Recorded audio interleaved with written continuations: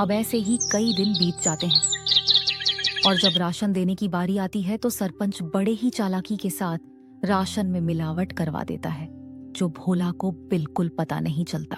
अरे बेटा, तुझे सरपंच बनता हुआ देख बहुत खुशी हो रही है।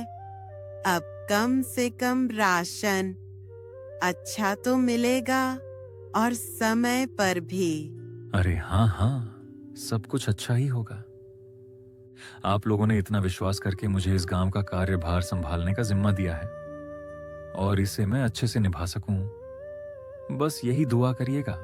अरे हाँ, अब गांव में विकास और तरक्की आने से कोई नहीं रोक सकता। गांव में राशन बांटने के बाद सभी खुश थे कि उन्हें पहली बार पूरा राशन मिला है, वरना सरपंच सज्जन सिंह तो आधे से ज्यादा राशन काट लिया करता है। लोगों को राशन मिल चुका था, लेकिन अगले दिन पूरे गांव में शोर मच जाता है कि उनके नए सरपंच भोला ने मिलावटी राशन दिया है। अब गांव वाले एक जगह इकट्ठा होकर भोला से सवाल करते हैं। हमने तुम पर विश्वास करके तुम्हें गांव का सरपंच बनाया और तुमने हमारे साथ ही विश्वासघात किया। भोला बेटा, मुझे तुझसे यह उम्मीद नहीं थी। अरे राशन में मिलावट करके क्या मिला तुम्हें? तुम तो गांव के लोगों का हमेशा से भला चाहते थे, तो भला फिर राशन में मिलावट क्यों किया? इतना मिलावट तो सरपंच जी भी नहीं करते थे। हमने तुम्हें सरपंच बनाकर गलत फैसला ले लिया है। बिल्कुल ठीक कह रही है काकी। अभी के अभी तुम इस गांव से निकल जाओ। तुम इस गांव में रहने के लायक ही नहीं हो।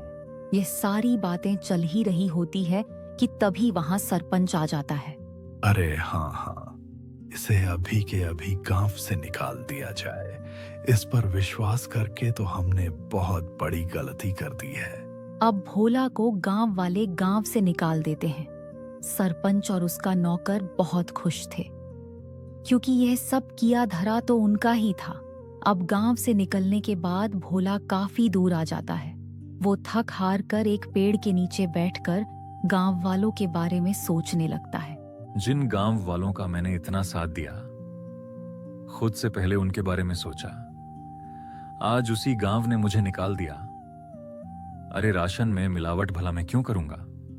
और अगर मैंने गांव वालों के राशन में मिलावट नहीं की है तो फिर यह सब जरूर सरपंच का काम है।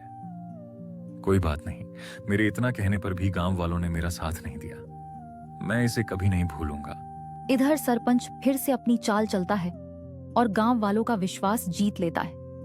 गांव वाली एक बार फिर सरपंच सज्जन सिंह को अपना सरपंच मानने के लिए मजबूर होते हैं, क्योंकि उन्हें भोला भी धोखेबाज लगता है। ऐसे ही धीरे धीरे महीना बीत जाता है और भोला का कहीं अता पता ही नहीं था।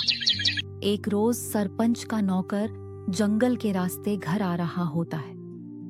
तभी वह दो आदमी को बातें करते हुए सुनता है, जो भोला के बारे में बात कर रहे थे। अब वो नौकर घबराता हुआ घर पहुंचता है और सरपंच से कहता है, मालिक, मैंने दो लोगों को आपस में बातचीत करते हुए सुना है। वो दोनों भोला के बारे में बात कर रहे थे। वो जंगल में जो झोपड़ी है ना, उसी में भोला ने आत्महत्या कर ली है और यह करीब 1 सप्ताह पहले की बात है। इसका मतलब मेरे रास्ते का कांटा अब हमेशा हमेशा के लिए मेरे रास्ते से हट गया है। चलो, अच्छा है। और तो और मालिक, ये बात तो गांव वाले भी जानते हैं। न जाने उन तक ये बात किसने पहुंचाई। हो सकता है उन्हीं लोगों ने पहुंचाई हो जो बात कर रहे थे। अरे गांव वाले बहुत ही मतलबी हैं। भोला ने गांव वालों का कितना साथ दिया और गांव वाले भी यही कहेंगे कि भोला ने शर्म के मारे आत्महत्या कर ली। गांव वालों के साथ साथ सरपंच को भी अब पूरा यकीन हो गया था कि भोला ने आत्महत्या कर ली है। लेकिन कुछ दिनों बाद भोला सरपंच के दरवाजे पर पहुंचता है। शाम का समय था, चारों तरफ अंधेरा छा रहा था। सरपंच अपने नौकर को आवाज लगाकर कहता है, अरे सामने देख, जरा कोई खड़ा है क्या? मुझे तो ऐसा लग रहा है कि सामने भोला है।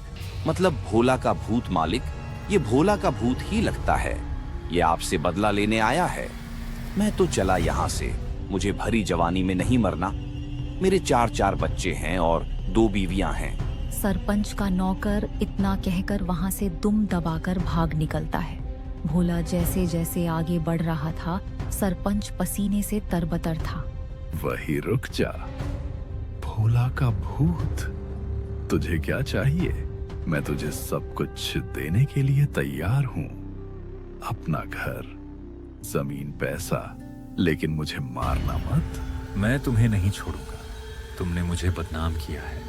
अब तुम ही यह सच गांव वालों के साथ सामने बोलोगे, वरना मैं तुम्हें मार डालूंगा। अरे हाँ, मैं गांव वालों के सामने सच को बोलने के लिए तैयार हूं, लेकिन मुझे मारना मत। अब सरपंच रात के समय ही गांव वालों को इकट्ठा करके सबके सामने सच को बोलता है कि उस दिन राशन में मिलावट उसने और उसके नौकर ने की थी, ना कि। आप लोग भले ही मुझे भूत समझ रहे हो, लेकिन मैंने अपने आत्महत्या की खबर झूठी फैलाई थी ताकि मैं चोर को पकड़ सकूं, और चोर आप सभी के सामने है। मैंने हमेशा लोगों का भला किया, तभी तो आप लोगों ने मुझे इतने सम्मान और प्यार के साथ दानवीर कहा। अरे हाँ भाई, मुझसे गलती हो गई, मुझे माफ कर दो। मैं तुम्हारे आगे हाथ जोड़ता हूँ। अब उसी वक्त गांव वाले सरपंच को गांव से निकालकर सरपंच की जगह भोला को गांव का सरपंच बनाते हैं और भोला से माफी मांगते हैं कि वह सरपंच की बातों में आ गए थे और उन्होंने बिना सोचे समझे उसे गांव से निकाल दिया था।